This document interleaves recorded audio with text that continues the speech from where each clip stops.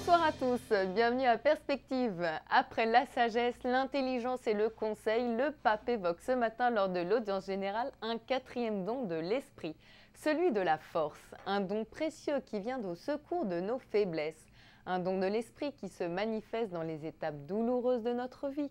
Mais ce don n'est pas seulement reçu dans les moments extraordinaires, nous le recevons aussi dans l'ordinaire de nos vies quotidiennes. Il doit être la toile de fond de tout être chrétien. On écoute un résumé de la catéchèse du pape. Dieu vient à notre rencontre pour nous soutenir dans notre faiblesse, par un don précieux, le don de la force. Ainsi, l'Esprit Saint libère notre cœur de la torpeur, des incertitudes et des peurs qui peuvent le freiner, pour mettre en pratique la parole du Seigneur de manière authentique et joyeuse.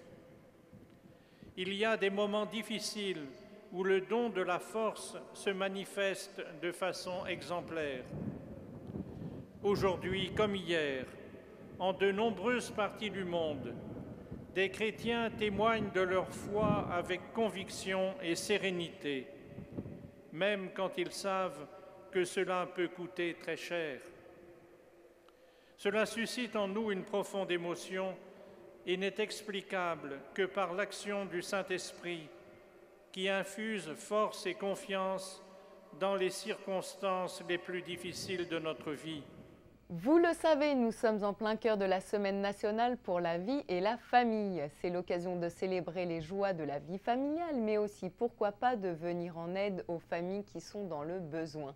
L'organisme catholique pour la vie et la famille s'investit pleinement dans cette semaine et renouvelle son message.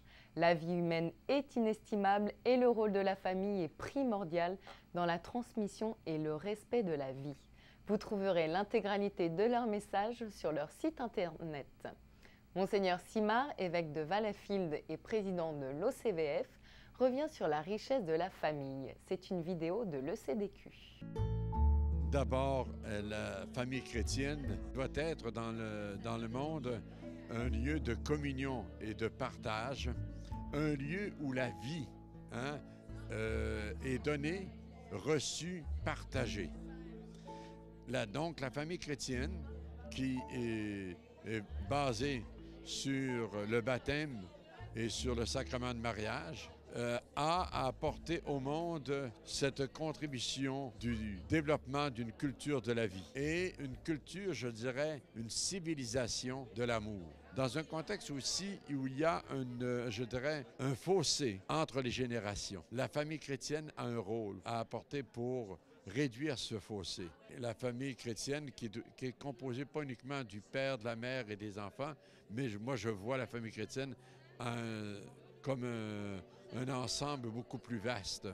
Grands-parents, cousins, cousines, et donc elle peut apporter beaucoup à notre société qui est trop centrée sur le me, myself and I, sur le je, alors qu'il faut un nous, un nous de partage, de solidarité et d'entraide. Le cardinal Collins, archevêque de Toronto, a adressé aujourd'hui une lettre à Justin Trudeau, chef du Parti libéral canadien. Il l'exhorte de revenir sur sa dernière déclaration, affirmant qu'un candidat pro-vie ne pourrait devenir député libéral.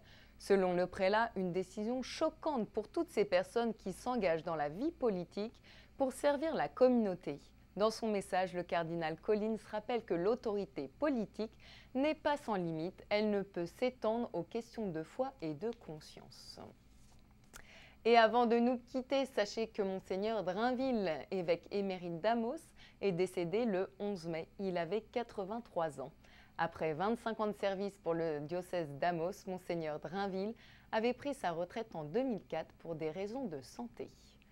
C'est la fin de ce journal. Merci de rester sur Sel et Lumière. Je vous souhaite une très belle soirée. À demain.